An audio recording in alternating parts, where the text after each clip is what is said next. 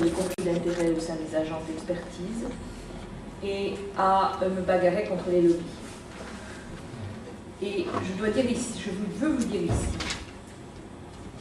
que tant que la société civile n'aura pas décidé de s'organiser de manière extrêmement ferme, y compris en ayant des députés qui la représentent au sein du Parlement européen, eh bien nous continuerons à avoir un système que je qualifierais du cheval et de l'alouette. Autrement dit, oui, bien sûr, il y a des lobbies environnementaux, des lobbies sanitaires, des lobbies NGO, bien sûr. Sauf que les moyens dont ils disposent sont de l'ordre de 1 à 100, et encore, je suis peut-être optimiste, par rapport à ceux du domaine de l'énergie, du domaine de l'agroalimentaire, du domaine de la chimie, du domaine de la pharmacie. Ça, c'est pour ceux que je connais bien, et de la finance, bien entendu. Voilà, plus tous ceux auxquels je n'ai pas eu l'honneur d'avoir affaire au cours des 5 années que je viens de passer au Parlement. Voilà, juste une phrase de conclusion. Ne voyez pas dans ce que je suis en train de vous dire du pessimisme. Je ne suis pas pessimiste, parce que je crois dans l'Europe, et je crois dans la transformation de la société que nous sommes en train de vivre. Non pas la société, mais la transformation. Je pense que beaucoup de nos concitoyens sont aujourd'hui prêts à se mobiliser. La question des élections européennes sera la question de la mobilisation. Ou bien nous arriverons collectivement à mobiliser nos concitoyens sur le fait que l'Europe, c'est pas affreux, que l'Europe, c'est pas tous les maux, que l'Europe, c'est un projet d'avenir, et à ce moment-là, nous gagnerons, ou bien nous n'y parviendrons pas et nous perdrons. Mais nous portons tous une part de responsabilité sur ce sujet. Et c'est pour ça que je vous remercie d'avoir organisé cette journée. Merci. Moi, il y a deux mots. Traduction. So if today the Parliament has a co-decision power and enables us to refuse some texts, we have no right to initiative. Even if we have if we are really firm on a subject and we know what we want, if the Commission decides that it's not going to happen, then it's not going to happen. So my last point would be on the structure. For 5 years, I was working for the Parliament, and there was, of course, there was some. The subject of the environment and health was there, but there were also lobbyings. What I want to say is that as long as the civil society doesn't organize itself with the deputies within the European Parliament, the system won't work. Of course, there were also some lobbies that defended the environment and healthcare and things like that, but their power was really limited compared to the one of energy, chemicals, pharmaceutical and other kinds of lobby like that. I don't want you to think that I'm pessimist. I really believe in Europe and in the transformation of the civil society that we are living. I think many European citizens are ready to be mobilized in this situation. I think that we can collectively manage this.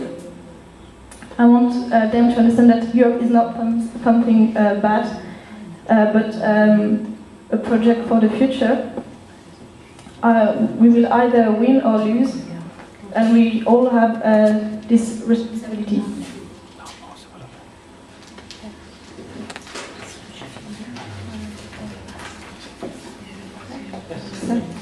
Okay, thanks for being here. I was one of the New Europeans candidates 5 years ago when we ran for elections, and even was Initiative pour une démocratie européenne, and we run for elections in '89. So we go quite a long way on this topic. In daily life, I have a communication agency, and one of my main activities is to set up the lobby for citizens, organizations, NGOs, and it's what you say is very true. It's very difficult to be part of the major power forces in Brussels.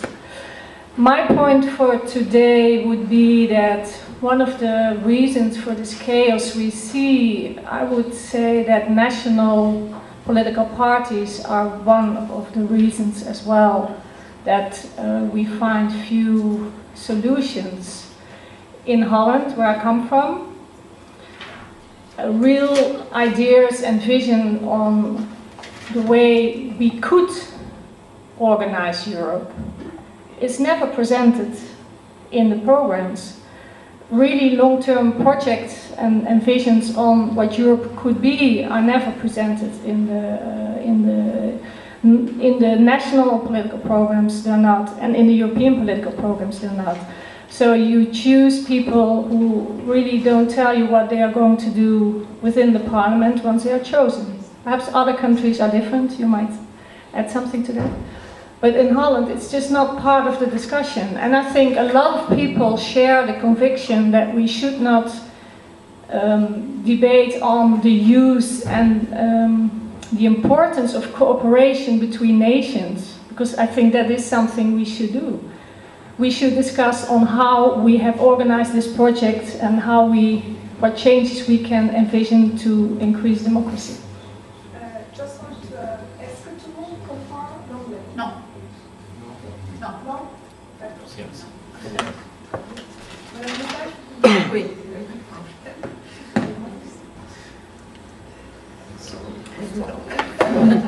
Bon, alors j'étais également candidate il y a 5 ans pour les élections européennes. Notre projet a commencé déjà en 1981, donc ça fait un moment qu'on y travaille. Au quotidien, j'ai une agence de communication.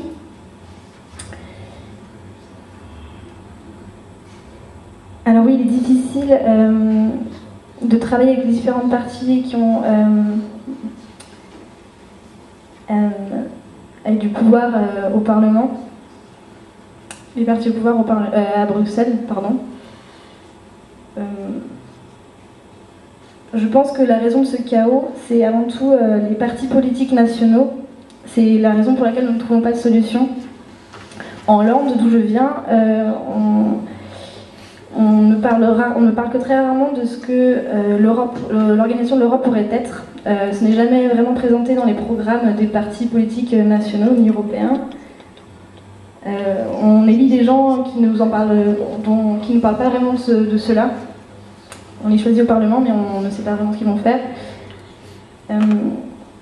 Je pense qu'il y a beaucoup de personnes qui partagent cette conviction qu'il faut de l'importance de la coopération entre les nations, et il faut qu'on prenne conscience des changements que nous pouvons réaliser.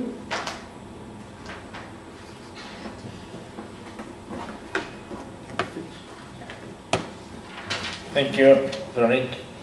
Now is Massimiliano. I think he's a good friend from Italy and from the Mouvement 5 Étoiles. I'm sure that they have a very interesting angle from this matter. Ok. Donc je vais parler français parce que j'ai compris que pas tout le monde entend l'anglais. Sinon je vais parler italien si vous voulez. Si ça va pour tout le monde. Je peux parler en italien et après traduire en français. Si vous voulez, je peux faire l'opposé. Je peux parler en français et s'il y a quelqu'un qui ne comprend pas le français, je peux redire les choses un peu plus courtes en italien. Si ça vous va. Compléter. Ou sinon, je peux me mettre là-bas avec les interpréteurs pour interpréter moi ma langue. Bon. Avant tout, merci beaucoup pour être ici et merci beaucoup pour les Europeans pour nous avoir invités, parce qu'en fait moi je suis là en tant que meet-up de Paris et meet-up Europe. et donc Mouvement 5 étoiles. Après, on explique un peu Si, toutes si. ces choses-là. Donc, c'est moi, mais ça peut être n'importe qui du groupe. Et désolé pour le retard. Si je peux me justifier, en fait, moi j'étais en train de faire des rapports pour notre député qui, la semaine prochaine, doit signer des trucs sur les traités européens que l'Italie doit faire. Et j'étais en train de faire mon métier, parce qu'à la base, moi je suis un chercheur en économie. Et dans l'étape de déterminer les choses, de les envoyer, de faire un truc sur Skype et de prendre les métros. Donc c'est dur d'être un activiste, on peut dire ça. So hello, first of all, thank you for inviting me. I'm sorry because I was late. I was just doing kind of my work. I had to finish some reports for deputy that I will have to sign next week for a European treaty in Italy, so sorry. It's good, it's more short than me. Alors, moi aussi j'étais candidat aux dernières élections au Parlement italien dans la circonscription des étrangers et pour les mouvements 5 étoiles. Alors moi j'ai bien aimé quelqu'un qui a dit que les pouvoirs c'est la corruption. Alors c'est bien entendu, moi je parle avec un angle de vue qui c'est plutôt italien. Donc les interpréteurs. I was also a candidate in the latest elections for the Italian Parliament for the foreigners electoral list. And also part of the 5-star movement. I really like what someone said about power and corruption, but I have to say that my point of view is from Italy. Aussi, de temps en temps en France, je vois les choses pareilles. En fait, quand moi je suis arrivé ici, il y avait les fils de Sarkozy qui magiquement pouvaient devenir le président de la Défense. La Défense, c'est le grand groupe éco-financier de Paris. En fait, c'est le cœur du business.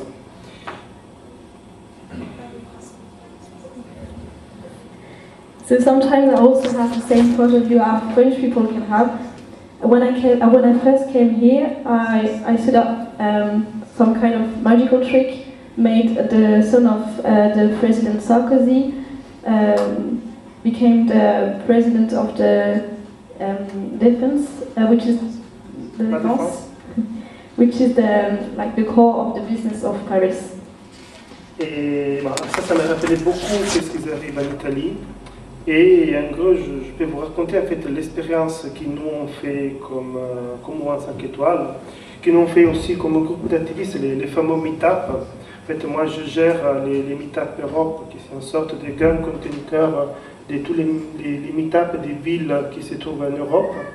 Et dans chaque ville, en fait, on a des activistes qui prêtent leur temps pour aider les députés, pour être eux-mêmes en fait les députés. Si les élections évoluent bien, on n'a pas de professionnels de la politique. Chez nous, on peut faire que 2 fois les mandats en tant que parlementaire ou n'importe quel autre mandat, et après on continue leur métier. C'est du volontariat, c'est du bénévole, et on s'est auto-réduit les salaires à 3 000 € au maximum, au lieu de 20 000, même plus, qu'ils ont les députés en Italie, et plus les autres bleus, les autres bénéfices, etc.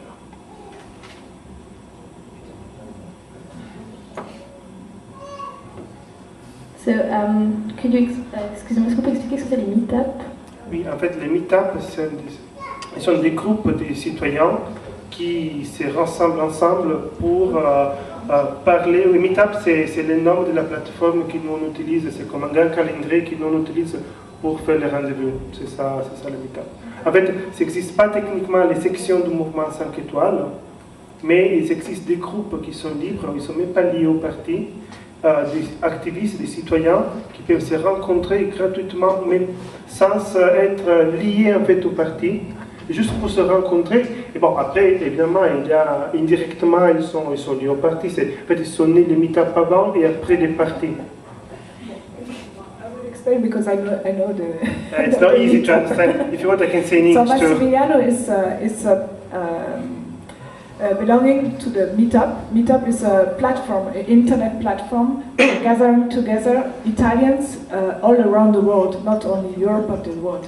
And he is one of the co-organizers of this platform for the Italians in Europe. So you have Meetup Paris, but you have also Meetup Europe, which is bringing together She's the the different organizer cities. of Meetup Paris. Yes, Maria is the organizer of the Meetup Paris.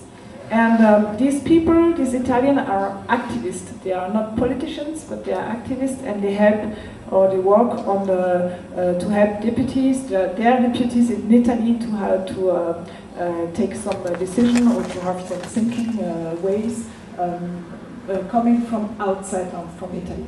And it was very, very important in the last elections, this influence from the Italian abroad, because they could, in a certain way, make the renaissance of the Italian politics. Thank you very much, Marianne. Une autre chose qui a fait s'est ressortie, que moi j'ai bien aimé, c'était l'expérience de Madame la députée qui disait que c'était de travailler avec les partis, c'était difficile.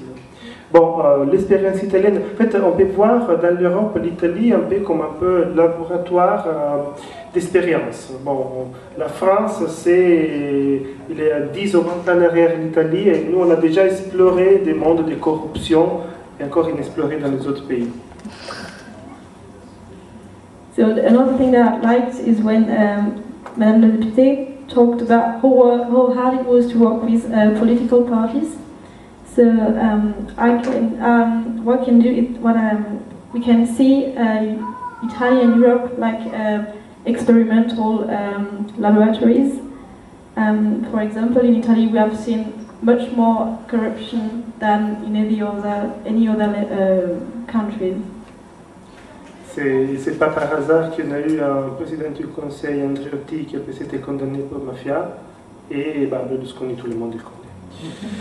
Et bon, de mon expérience, en fait, c'est nous on est arrivé à la solution, peut-être on se trompe, que c'est impossible de travailler avec les autres partis politiques. C'est possible de travailler avec les idées, ça bien sûr. Ça veut dire que si par hasard il y a une bonne idée par les partis de Berlusconi, de gauche, de droite, de n'importe qui, ou d'un citoyen, nous on est prêts à discuter, à la voter, mais pas des accords a priori avec un parti et les partis, parce que je s'expliquerai après l'interprétation, sinon Maria ne peut pas tuer. So I think it's not. It's really good to say that we have had a lot of cases of mafia in Italy, and we all know about Berlusconi. From my personal experience, we've come to a solution in Italy. Maybe it's not a good one, but it's still a solution. It's that it's impossible to work with other political parties. Still, we can work with when they have good ideas, any citizen or any political person. But we can't come to an agreement with other political parties. Et juste pour revenir à l'Europe, qui c'est un peu mon métier aussi, j'ai encore dans la tête les choses que j'étais en train d'écrire au député en disant là on ne peut rien faire. Même en tant que député italien, c'est pas nous à choisir, c'est la Commission européenne. Et quand on n'aime pas les jeux, on change les jeux. Donc la seule solution, c'est on dit en italien, répartir la table. Et point. Donc le mouvement 5 étoiles, l'idée c'est d'aller là-bas et de changer les règles du jeu. Point. On fait un autre jeu.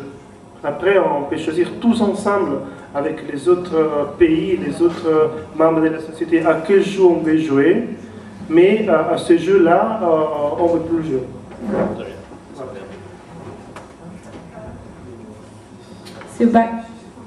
So back to Europe, which is also my job. I remember that sometimes I had to say to the deputy or even to the European Commission that there was no solution to a problem. So the only solution is to change the rules of the games, and we can all decide to change the game and to decide to which game we want to play, but not we can't come to an agreement with other political parties. Okay, thank you, Massimiliano. He already anticipated the last point of the last panel, which is the solution, of what we need to do. No? Now the main purpose of this panel is to know the causes, why we're here, and I think we have, before we open 5 minutes debate, we have been speaking about the corruption, we have been speaking about the national political parties, we have been speaking about the lobbies, we have been speaking about that the civil society is not organized, and the first point that Madame Lepage said is that we need to do something, and citizens are not really acting as we should be doing together. And that's, let's say, the causes. So I would like to open now a 5 minutes debate, knowing that then we have another 4 panels, and we'll continue talking about the solution. Yes, I think that first was Bruno.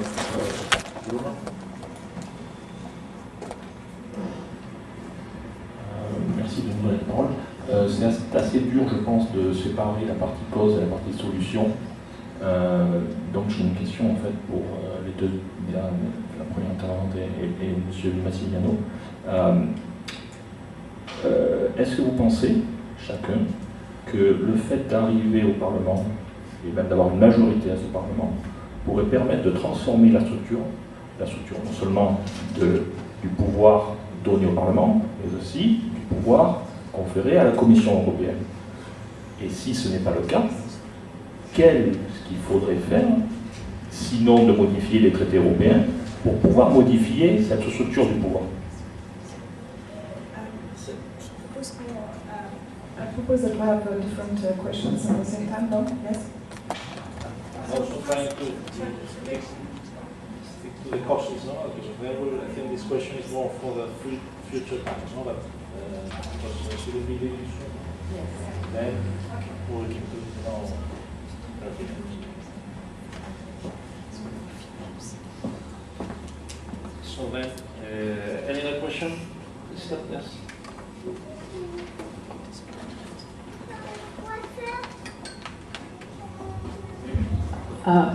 So you have been talking about the corruption and the national political parties. I want to put the focus on one more point, which has been also communicated, that is the role of the financial centers like New York and the City of London.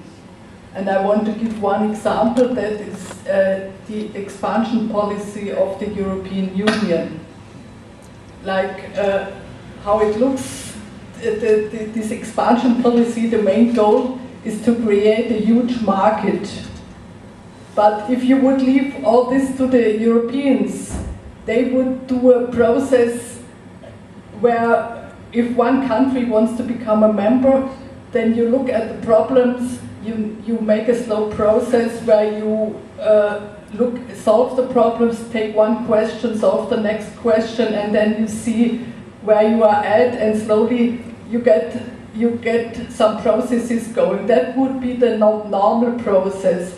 But what happened was really something which was not going this way, and this for me is a very good example that the City of London has had a huge shaping influence on everything. And the other thing was how the euro was being done, because the fathers of the euro, they were very clear that there needs to be a political integration, otherwise you cannot have a common currency. But this was blocked by the United Kingdom because they didn't want to get this way. And this is one of the main reasons we are in the mess we are in now. Yes, more questions? Okay, my name is Caroline Lubbers, I'm a member of Europeans, and actually I have a short question for Mrs. Lepage.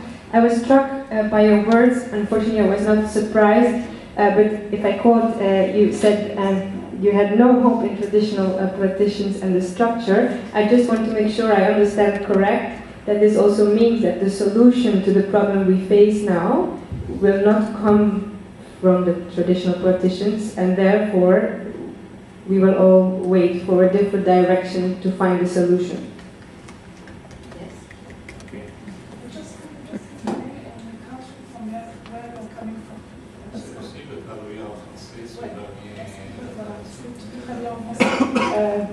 Just to the presentation, Christian is from Germany, Caroline Lopez is from Netherlands, and now we have a Portuguese.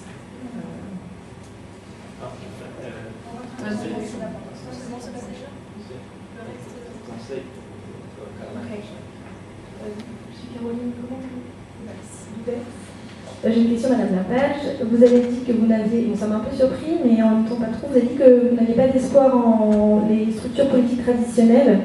Et je voudrais savoir si j'ai bien compris.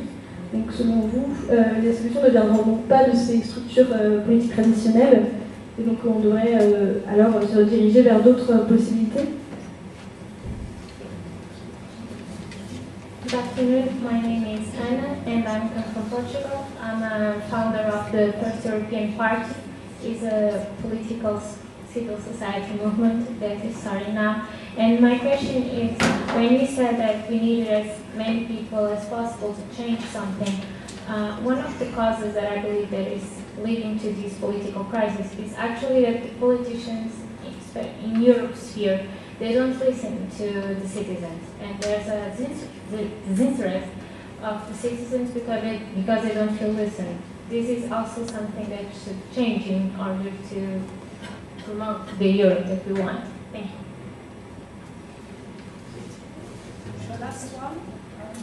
Bonjour, je m'appelle Anna, je viens du Portugal. Je suis la fondatrice du premier parti européen, donc le mouvement politique pour les sociétés civiles. Donc j'ai une question, vous avez dit qu'il fallait autant de citoyens que possible pour trouver des solutions à la crise. Donc à mon avis, les politiciens en Europe n'écoutent pas assez les citoyens, ce qui entraîne une perte d'intérêt de leur part. Et c'est ce que nous avons besoin pour changer l'Europe et en faire ce que nous voulons qu'elle soit. Bonjour, je vais faire en français. Étienne Ayem de France. On parle des causes et on a parlé du pouvoir politique. Pour moi, on a parlé de la finance, mais il y a aussi le pouvoir de l'argent, la monnaie, le fait que ce soit les banques privées qui créent l'argent. Tant qu'on ne s'attaque pas à ça, le pouvoir de l'argent est au-dessus du pouvoir politique. Et donc, pour moi, si on ne s'attaque pas à la question de la monnaie, de qui crée la monnaie, et est-ce qu'on peut partager ce droit ou cette responsabilité, le débat politique, on se retrouve avec des rapports de force dans les lobbies qui sont juste insoutenables. Et même les politiques, Barack Obama et François Hollande, ont dit tous les deux qu'ils allaient faire la guerre à la finance, et ils ne peuvent rien faire, puisqu'ils sont sur un terrain dans lequel ils n'ont pas d'argent, ils ont besoin d'alliances avec les banquiers, etc. Ça a été dit, que ce soit l'ex-directeur en chef du FMI qui disait qu'il y avait un coup d'État entre le Goldman Sachs, toute l'équipe de la finance et le Trésor. Donc pour moi, vraiment, c'est mettre l'accent sur cette question de la monnaie, qui crée la monnaie et comment on crée la monnaie. Good afternoon, my name is Etienne, I'm from France. So we are talking about the crisis, so the political power, also the financial power, but we also should talk about money. The fact that it's private banks that create money, and I think that in this way the power of money is then more important than the political power. We should wonder the fact that we should wonder who creates the money. And should we share the rights and responsibilities? As long as we don't do that, then the lobbies will have more power over us. Even Barack Obama and Holland said they would try to tackle this, but in reality they have no power. Even the ex-director of the IMF said that it was like the banks that ruled everything. Je vais peut-être commencer à essayer de répondre rapidement parce que le temps passe et il faudrait peut-être une demi-heure pour répondre à toutes ces questions très judicieuses. Alors la première, sur la majorité. Si on avait une majorité, rêvons, si on avait une majorité au Parlement européen, on pourrait pousser le jeu des institutions jusqu'au bout. Nous avons été quand même capables, par exemple, de repousser un accord international. Bon, c'est la première fois qu'on le faisait.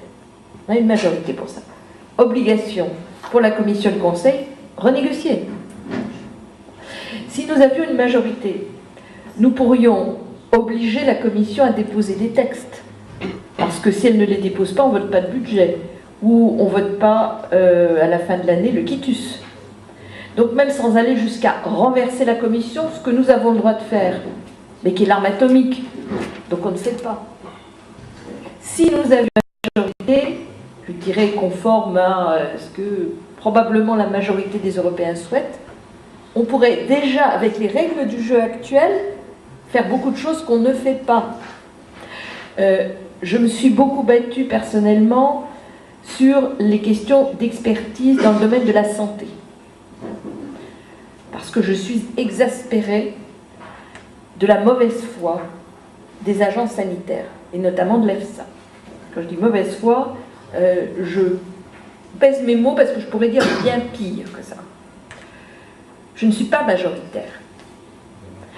Donc, je suis arrivée à convaincre une fois mes collègues de refuser de leur donner le quitus pour une année. Ça a été le tremblement de terre quand même chez eux. Mais je ne suis pas arrivée à faire mettre de côté 5% du budget, quand on leur vote leur budget, qui évidemment leur aurait empêché de fonctionner et les aurait enfin obligés à mettre un terme à leur conflit d'intérêts inacceptable. Donc voilà, si on avait une majorité, on pourrait déjà faire des choses. Mais on n'en a pas. Alors je vais peut-être laisser Madame traduire, ce qui me permettra de répondre à la question de Madame, puis de Monsieur. Et Madame aussi. So I'm going to try to answer your questions very quickly. If we had a majority at the European Parliament, we could do a lot more. We could postpone the international. I managed to postpone an international agreement once. We made and then the Commission and the European Council had no other possibility than to renegotiate. If we had a majority, we could make them draft legislation and without trying to. If we had a majority, which is what most Europeans want, we could do much more. I really did all I could to, as regards the health domain. I worked a lot on that one for the health in Europe, because it was too long. I'm sorry.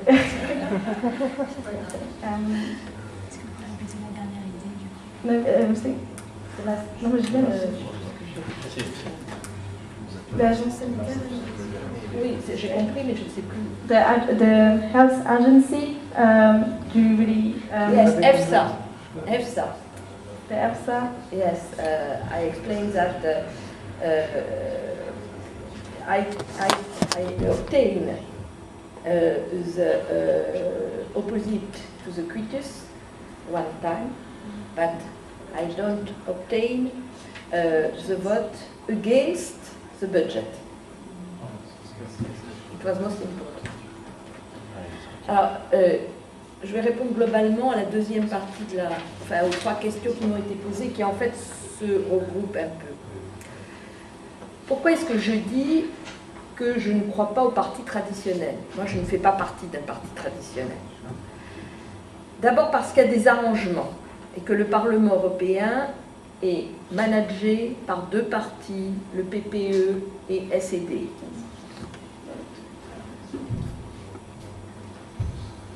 So then, to the second question, you asked me why I don't believe in traditional parties. First of all, because there are some agreements between in the European Parliament between the PPE party and the SED party. Et que tout s'arrange entre eux. tout se négocie entre eux. Première observation. Deuxième observation, parce qu'on est dans un système dans lequel ce sont les partis politiques qui désignent les candidats. Et que donc les candidats, donc les députés, sont totalement dépendants de leur structure et n'osent pas faire autrement que ce qu'on leur dit. Donc, en fait, leur mandataire, c'est pas le peuple, leur mandataire, c'est la structure du parti politique. Même pas, c'est les 4 personnes qui ont choisi. Oui. Même pas les partis. Non, la structure, superstructure. Voilà, les directives. Ouais. So then, the DUS party always negotiate between themselves. So there is a, yes, it's there is a political, well, it's the political parties that design the candidates, and the deputies depends on this structure, and they can't do something that they can't try to do. Yeah, they can't do anything against it. So it's not the people that tell them what to do, but it's this structure. Ok. Et donc, ceci explique les deux questions que vous avez posées, qui rejoignent la question de la finance. Nous avons un peu encadré le système, mais très peu. Parce qu'aujourd'hui, la commission est une commission libérale, dans laquelle, bah oui, M. Barroso est libéral, il est libéral, M. de Gourt est libéral, et par voie de conséquence, ils sont extrêmement tournés vers les États-Unis et vers l'Angleterre. La preuve, le traité de libre-échange qui est en train de se préparer avec les États-Unis, donc pour ma part, je considère que c'est un suicide européen. Bon, mais on peut n'être pas d'accord, hein. Moi, c'est mon point de vue. Bon.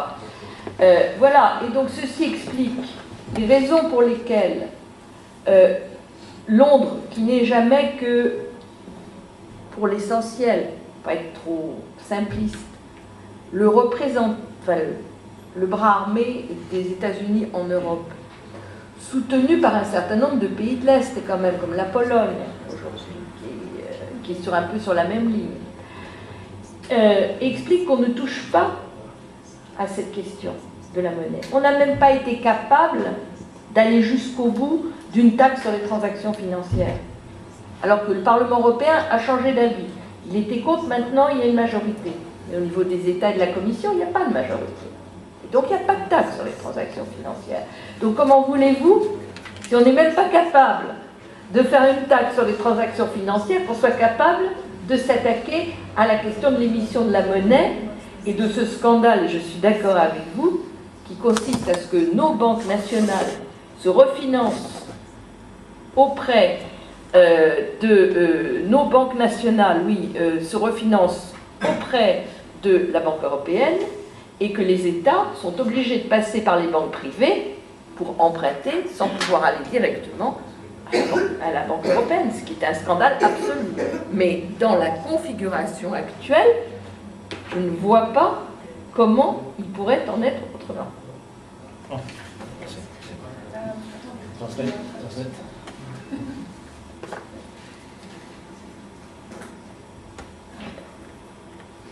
So the question of the financial problem is that we've tried to frame it, but not enough,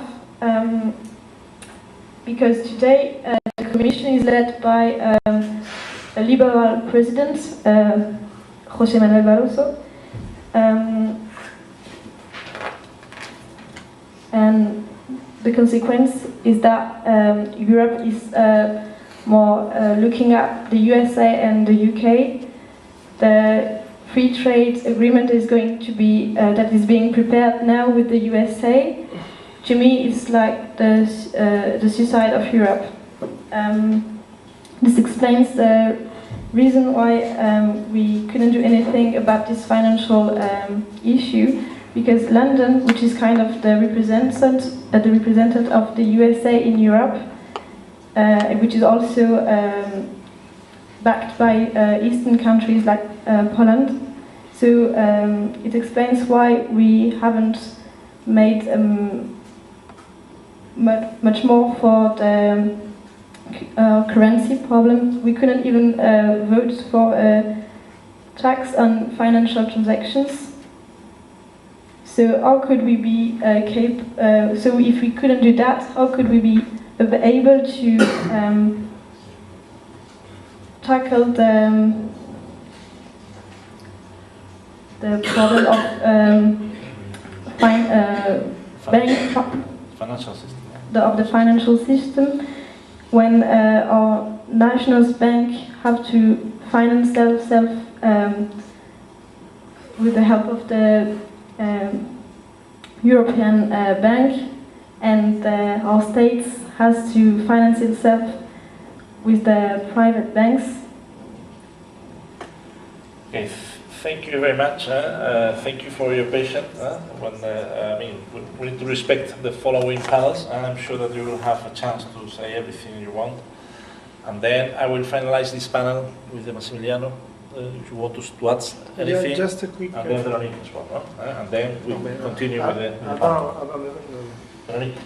I just wanted to add one of the causes, I think, as well, is if you look at the euro, and if you see that between the dollar and the pound, we don't realize that we have different interests from those currencies. I think that should be one of the basic ideas that should be centered within all political structures within Europe. And as long as that is not the case, we tend to look much too much to different interests that are not ours. Alors,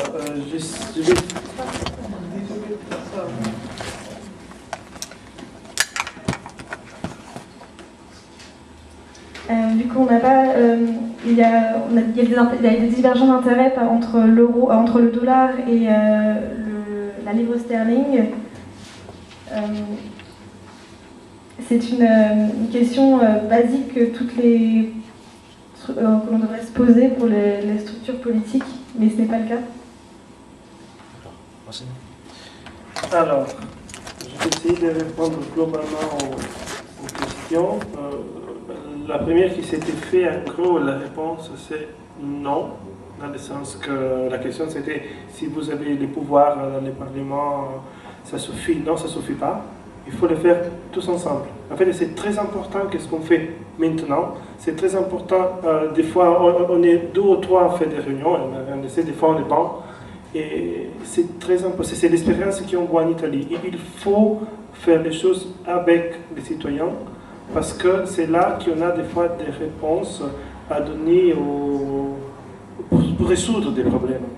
C'est 100, je ne sais pas, 20 personnes, 100 personnes dans le Parlement, on prend 100 députés, 200 députés, ne peuvent pas faire grand-chose s'ils n'ont pas 1000 ou 2000 personnes à côté. Donc ça c'est la première chose que je donne le temps aux interpréteurs. So I'm going to answer your question. So the first answer is no. You ask if the parliament has more power. Is it enough? No, it's not. We have to work all together. We have an example with Italy. We have to work with the citizens to solve our problems. For example, there are like 20% in the parliament, or like 200 deputies, but they can't do anything if there are not like 2,000 citizens besides them. Et oui, il faut changer tous les traités. Bah, tout, très important. Les changer et il faut aller jusqu'au bout. Il faut demander aux citoyens dans le sens qu'il faut faire une bonne communication vraie en expliquant qu'est-ce qu'on va faire, qu'est-ce que c'est un jeu. Si on fait ça, si on enlève la monnaie, par exemple, qu'est-ce que ça passe? Si on sort de l'euro, qu'est-ce que ça passe? Si on fait un Europe fédérale, qu'est-ce que ça passe? L'expliquer. On peut même arriver à un référendum. En fait, c'est sur la vie des citoyens qu'on est en train de parler. C'est pas un jeu. Donc, pourquoi pas de le demander à eux directement, en expliquant. So the second answer is yes, we have to change all the treaties, and we have to have the citizens and to explain them everything. For example, if we stop with the euro, what will happen? If we make a federal Europe, what will happen? We have to explain them everything, and even a referendum, because we are dealing with people's life. It's not, it's important. Okay, thank you very much. We finish here this panel. The next one is risk for Europe, member states and European citizens, which is great.